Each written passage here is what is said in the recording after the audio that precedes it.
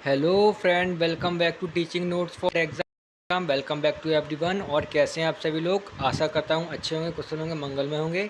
आज मैं आपके लिए लेकर आया हूं सीटेट परीक्षा के लिए बहुत ही महत्वपूर्ण प्रश्न, जो आगामी जुलाई में होने वाली सीटेट परीक्षा के लिए बहुत ही आवश्यक है। आज मैं आपके लिए बहुत ही महत्वपूर्ण प्रश्न लेकर के आया हूँ। चलिए ज़्यादा बातचीत न करते हुए प्रश्न नंबर 1 की तरफ आते हैं। प्रश्न नंबर 1, निम्नलिखित में से खालिस्तान के अतिरिक्त सभी वातावरणीय कारक विकास को आकार देते हैं। ऑप्शन नंबर ए, शिक्षा की गुणात्मकता। ऑप्शन नंबर बी, शारीरिक गठन। ऑप्शन नंबर सी, पौष्टिकता की गुणवत्ता। ऑप्शन नंबर डी, संस्कृति। बताएं इसका आंसर क्या होगा। इस प्रश्न को कुछ और घुमा के पूछा जा सकता है। ये भी पूछ सकते हैं, निम्नलिखित में से किसके अतिरिक्त वातावरणीय कारक विकास को आकार देता है। प्रश्न पूछने के तरीके अलग अलग भी हो सकते हैं, ठीक है ना। मतलब प्रश्न को समझ के याद ध्यान रखना है। तो इस प्रश्न का आंसर क्या होगा, देखते हैं। ऑप्शन नंबर ए में दे रहे हैं शिक्षा की गुणवत्ता। हाँ, अगर किसी बालक की शिक्षा की गुणवत्ता अच्छी होगी तो उसका वातावरणीय कारक का विकास बहुत ही अच्छे आकार से हो सकेगा।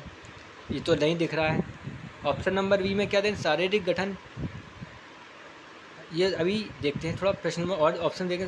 ये शारीरिक गठन के अतिरिक्त केवल शारीरिक गठन बच्चे का अच्छा ना हो, इसके अतिरिक्त सभी कारक ऐसे हैं जिससे वातावरणीय कारक का प्रभाव होता है, आकार देते हैं। तो इसका आंसर क्या होगा, option number B is the correct answer का शारीरिक गठन।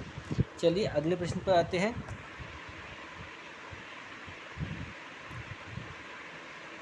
सीमा हर पाठ को बहुत जल्दी सीख लेती है, जबकि लीना उसे सीखने में ज़्यादा समय लेती है। यह विकास के किस सिद्धांत को दर्शाता है।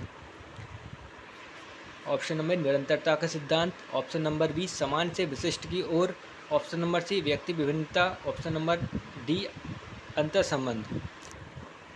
बताएं इस प्रश्न का आंसर क्या होगा। प्रश्न नंबर 2 का इससे पूछा क्या जा रहा है, सीमा और लीना में तुलना की जा रही है। सीमा पढ़ने में बहुत तेज़ है, यानी हर चीज़ जल्दी कैचअप कर लेती है, जबकि लीना उन्हीं क्रियाओं को उसी की क्लास की बच्ची है और उन्हीं तथ्यों को, उन्हीं प्रश्नों को पढ़ने में बहुत समय लेती है।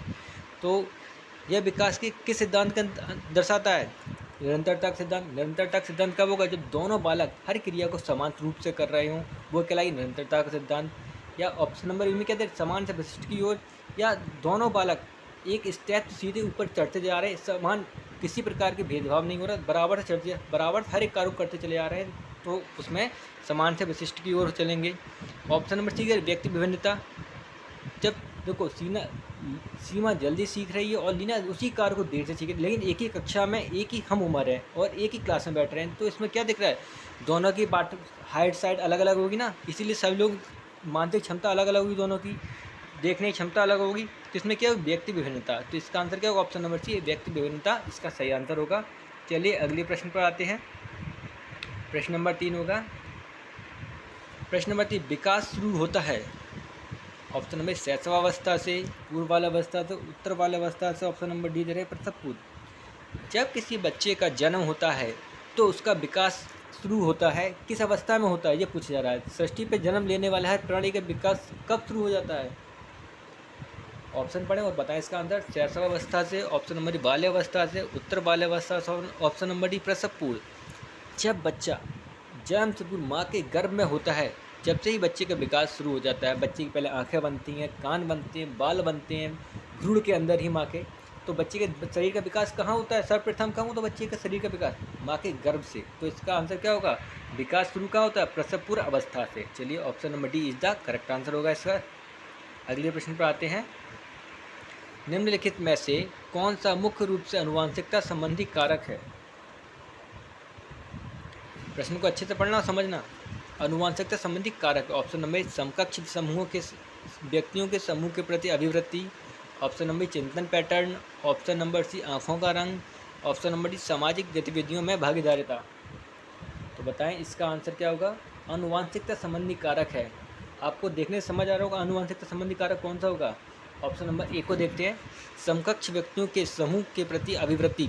अगर कोई व्यक्ति हमारे साथ कार्य कर रहा है और दूसरे व्यक्ति हमारे साथ ही उसी कार्य को देख कर रहा है, तो ये अनुवांशिकता कारक होगा नहीं, ये सामूहिक कारक होगा। जिस समूह में हम रह रहे हैं उन्हीं की क्रियाओं का अनुकरण करके हम उन्हीं क्रियाओं को देख कर और अच्छे से करना चाह रहे हैं, तो ये कौन सा कारक होगा, समकक्षी समूह यानी सामूहिक कारक। चिंतन पैटर्न कैसा होता है, बच्चे को देखा, बच्चे को पहले समझ कुछ नहीं होती है, बच्चा देख देख कर ही चिंतन करता है। वो किस चीज़ चिंतन किसे बोलती है ये समझ नहीं आता होगा। किसी चीज़ को सोचने विचारने की क्षमता या किसी कार्य को करने की क्षमता को चिंतन कहते हैं। तो इसमें क्या दे रहे हैं, अनुवांशिकता कारक तो नहीं, बच्चे एक दूसरे को देखते हैं उसी सब चिंतन करते हैं, कोई किसी प्रकार से चिंतन करता है, ठीक है ना। तो ये नहीं, आँखों का रंग। और ऑप्शन नंबर डी में सामाजिक गतिविधि, सामाजिक गतिविधियाँ भी अनुवांशिक कारक से संबंधित नहीं होती हैं। तो आँखों का रंग, अगर बच्चे की माँ की आँखों का रंग नीला है तो बच्ची की आँखों का रंग भी नीला हो सकता है। ये कैसा कारक होगा, अनुवांशिकता, क्योंकि बच्ची को अपनी माँ से ये क्रिया प्राप्त हुई है ना, है ना। बच्चे के बहुत से आपने देखा बाल बच्चे के घुंघराले होते हैं, उनके पिता के बाल घुंघराले तो बच्चे लड़के के बाल घुंघराले, माँ के घुंघराले तो माँ बेटी के भी घुंघराले होते हैं। ये क्रिया किससे प्राप्त होती है बच्चों को, अनुवांशिकता कारक से। तो इसका आंसर क्या होगा, आँखों का रंग, ये अनुवांशिक संबंधी कारक होगा। Option number C is the correct answer होगा प्रश्न नंबर 4 का। चलिए अगले प्रश्न पर आते हैं। प्रश्न नंबर 5, शिक्षकों को यह सलाह दी जाती है कि वे अपने शिक्षार्थियों को सामूहिक गतिविधियों में शामिल करें, क्योंकि सीखने को सुगम बनाने के अतिरिक्त ये खालिस्तान में भी सहायता करती हैं। देखते हैं ऑप्शन क्या दे रहे हैं, मूल्य द्वंद्वता में, ऑप्शन नंबर आक्रामकता में, ऑप्शन नंबर सी दुश्चिंता में, ऑप्शन नंबर डी समाजीकरण में। बताइए इस प्रश्न का आंसर क्या होगा। शिक्षकों को ये सलाह दी जाती है कि वे अपने शिक्षार्थियों को सामूहिक गतिविधियों में शामिल करें, यानी समूह में कार्य करना सिखाएं, क्योंकि सीखने को सुगम बनाने के अतिरिक्त यह किसमें भाग करते हैं, जब बच्चे को क्लास में सिखाया जाता है हमें मिलजुल कर रहना चाहिए, आपस में किसी लड़ना नहीं चाहिए। ये क्यों सिखाया जाता है, क्योंकि आपस में मिलजुल कर कार्य कर सकें, यानी कि एक समाज में रहने की क्षमताओं का विकास कहाँ से शुरू होता है, स्कूल से, विद्यालय से, ठीक है ना। तो इसका आंसर क्या होगा, ऑप्शन नंबर डी समाजीकरण इज द करेक्ट आंसर होगा। समाजीकरण की नींव पड़ जाती है बच्चे की, कहाँ से पड़ती है समाजीकरण की नींव, कक्ष से। प्रश्न नंबर 5 का option number D is the correct answer होगा। चलिए अगले प्रश्न पर आते हैं। मल्टीपल इंटेलिजेंस के सिद्धांत के जनक कौन हैं, बताएं क्या होगा प्रश्न नंबर 6 का answer. Option number A Vygotsky, option number E Bruner, option number C Alfred Binet, option number D Gardner. Multiple intelligence के सिद्धांत के जनक कौन होंगे, बताएं। इसका आंसर होगा बहुत ही सिंपल है, वाइगोत्स्की ने किसका सिद्धांत दिया, सामाजिक अधिगम सिद्धांत का। अल्फ्रेड बिने ने, चलो ज़्यादा बातचीत नहीं करते, पहले अपने स्टॉप प्रश्न को क्लियर करते हैं। मल्टीपल इंटेलिजेंस सिद्धांत के जनक कौन है, Harvard gardener. Option number D is the correct answer होगा। चलिए अगले प्रश्न पर आते हैं। सीखने के व्यवहारिक सिद्धांत, प्रश्न नंबर 7, सीखने का व्यवहारिक सिद्धांत किसके द्वारा दिया गया है, प्रश्न नंबर 7 बताएं। ऑप्शन में हार्वर्ड थॉर्नडाइक के द्वारा, ऑप्शन नंबर हार्वर्ड गार्डनर के द्वारा, option number C Kohlberg, option number D Hull और टोलमैन के द्वारा। बताएं प्रश्न नंबर 7 का आंसर क्या होगा। व्यवहारिक सिद्धांत, सामाजिक सिद्धांत, व्यवहारिक सिद्धांत किसने दिए हैं, लॉरेंस कोलवर्ग ने। तो इसका आंसर क्या होगा, ऑप्शन नंबर सी। ये बहुत सिंपल आंसर है प्रश्न का है, इसका आंसर ऑप्शन नंबर सी होगा, कोलवर्ग।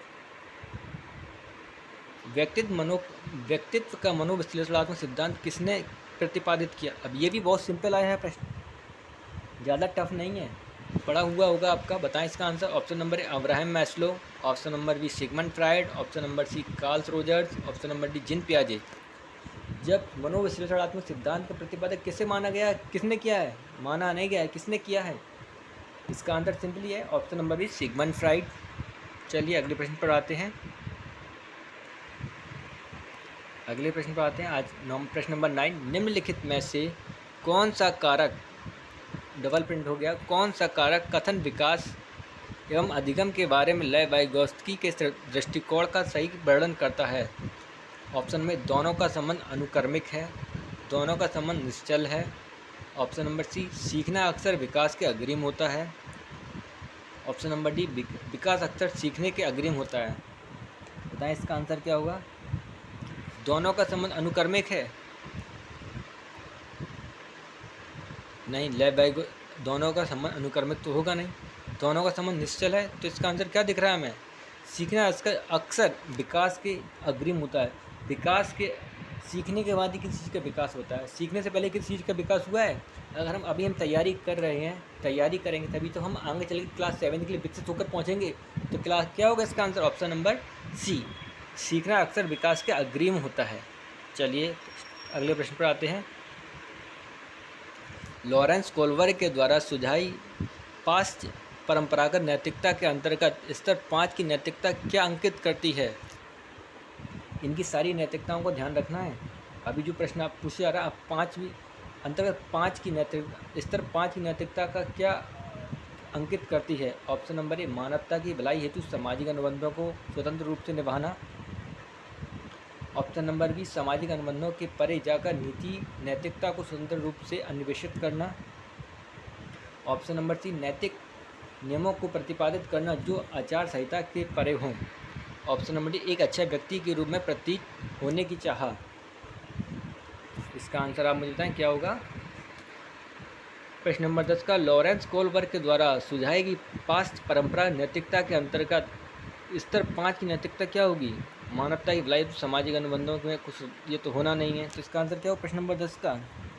प्रश्न नंबर 10 का आंसर होगा सामाजिक अनुबंधों के परे जाकर नैतिकता को स्वतंत्र रूप से अन्वेषित करना। ऑप्शन नंबर बी का करेक्ट आंसर होगा इसका। चलिए अगले प्रश्न पर आते हैं। निम्नलिखित में से कौन सा उम्र समूह जिन पियाजे की संज्ञानात्मक विकास सिद्धांत की मूल संक्रियात्मक अवस्था चरण के समनुरूप है? देखिए कितना अच्छा प्रश्न है, ये मैंने कितनी बार पढ़ाया है आपको, सारी अवस्थाएं बताई हैं। इसका आंसर क्या होगा? संवेदीगामक अवस्था, पूर्व संक्रियात्मक अवस्था, मूल संक्रियात्मक अवस्था, औपचारिक अवस्थाएं। तो सारी अवस्थाएं में जन्म ऑप्शन नंबर जन्म से 2 वर्ष तक की अवस्था कौन सी? संवेदीगामक अवस्था। इसमें बच्चा कुछ बोल नहीं पाता, सिर्फ अपनी कू-का की आवाज़ें निकालता है। 2 से 7 वर्ष तक की अवस्था, इसमें पूर्व संक्रियात्मक अवस्था होती है। इसमें बच्चा समझने लगता है हर चीज़ को, लेकिन सही तरीके से परिपक्व नहीं होता है।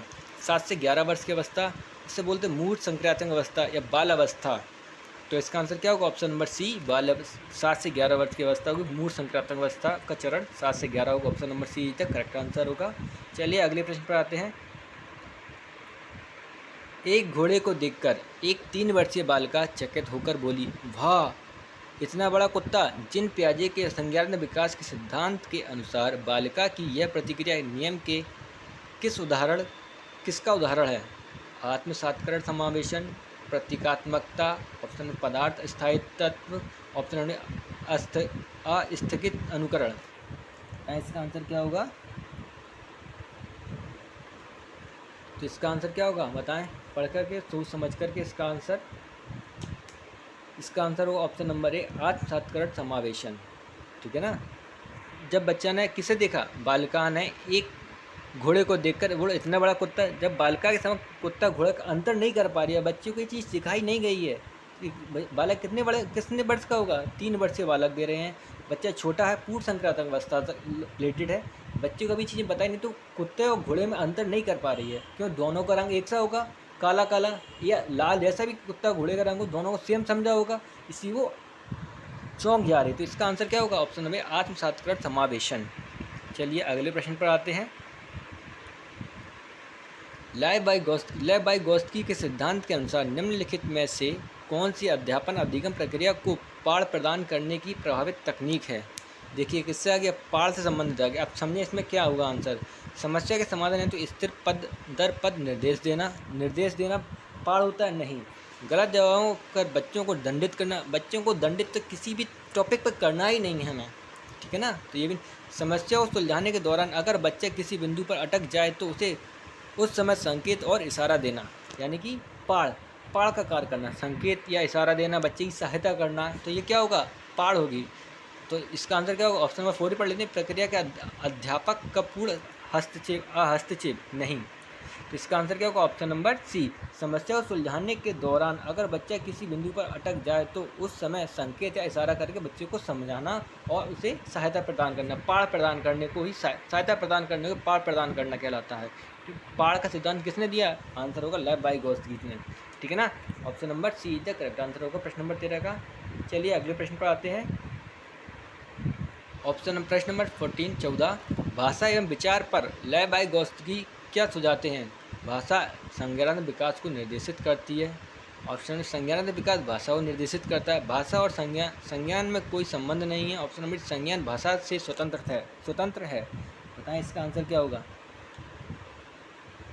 संज्ञान भाषा से स्वतंत्र हो सकता है? नहीं। जब भाषा का निर्माण तभी जब संज्ञान भाषा से कैसे स्वतंत्र हो सकता है? बिना भाषा के संज्ञान हो सकता है? नहीं हो सकता है।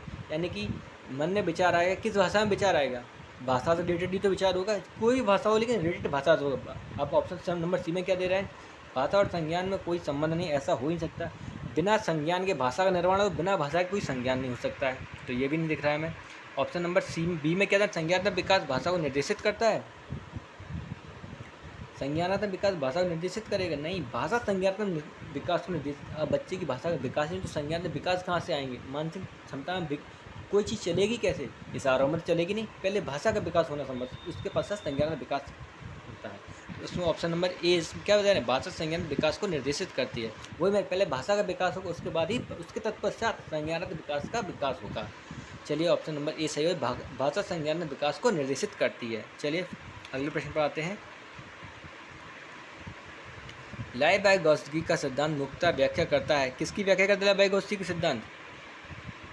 ऑप्शन में अनुवंशिकता के विकास पर प्रभाव को, ऑप्शन नंबर संज्ञानात्मक विकास के सांस्कृतिक उपकरणों के योगदान को, ऑप्शन नंबर सी समाजीकरण के जीव परिस्थितिकीय मॉडल को, ऑप्शन नंबर डी अभिप्रेरणा पर आरोपण प्रतिरूप के प्रभाव को। बताएं। प्रश्न नंबर 15 ये आज का आखिरी प्रश्न होगा। इसमें क्या बोल? लाइबाइगोत्स्की का सिद्धांत मुख्यतः व्याख्या करता है? किसकी व्याख्या करता है लाइबाइगोत्स्की के सिद्धांत? अभिप्रेरणा पर आरोपण प्रति के प्रभाव को नहीं करता है, समाजीकरण और के जीव परिस्थिति के मॉडल को नहीं करता है। लाइबाइगोत्स्की का सिद्धांत किसके मुख्य रूप से व्याख्या करता है? संज्ञानात्मक विकास में सांस्कृतिक उपकरणों के योगदान की। जब सांस्कृतिक उपकरणों का योगदान हो तब संज्ञानात्मक विकास का विकास होगा। तो इसका आंसर क्या? Option number B is the correct answer होगा। चलिए आज के लिए 15 प्रश्न हो चुके हैं। देखने के लिए बहुत ही धन्यवाद। आप चैनल को लाइक और शेयर जरूर कर लें और चैनल को सब्सक्राइब कर लें। धन्यवाद।